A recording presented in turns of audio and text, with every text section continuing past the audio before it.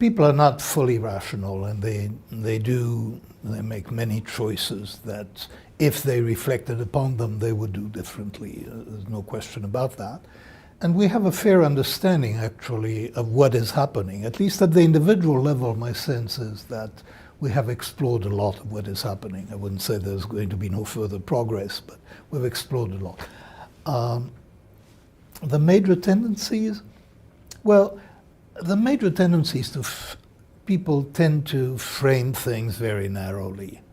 They take a narrow view of decision makings. They look at the problem at hand and they deal with it as if it were the only problem. Very frequently, it's a better idea to look at problems as they will recur throughout your life, and then you look at the policy that you ought to adopt for a class of problems. Difficult to do would be a better thing.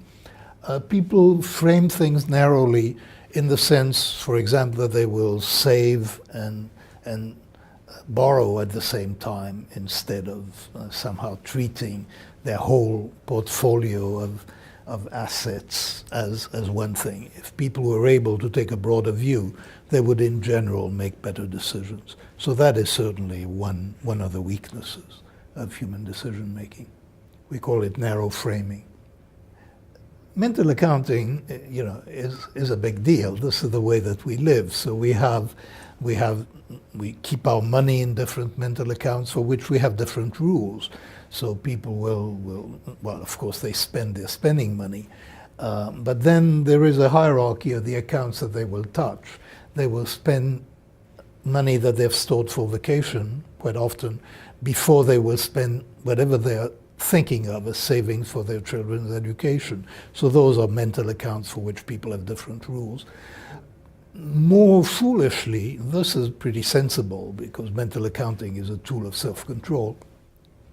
But more foolishly, investors tend to view each stock that they buy as a mental account, and they want to sell it when it is a winner. And so they tend to sell their winners and to hang on to their losers in their portfolio. And that turns out to make them substantially poorer than if they had done things differently. You need to be numerate for certain kinds of decisions. So numerate people have a significant advantage over those who are not.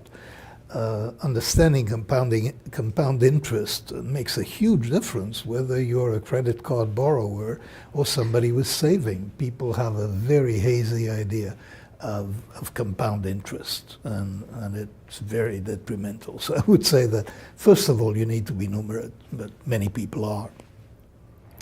Then you need to frame things broadly. I mean, it frequently goes with numeracy, but it's not quite the same thing. And then, by taking the broad view, it is very important not to have overly strong emotional reactions to events. And what I mean by that is that most of us tend to respond to gains and to losses, to changes that happen in our life. Actually, you're better off if you frame things broadly and you think of, you win a few, you lose a few, and you have very limited emotional response to small gains and to small losses. That tends to induce better decision making.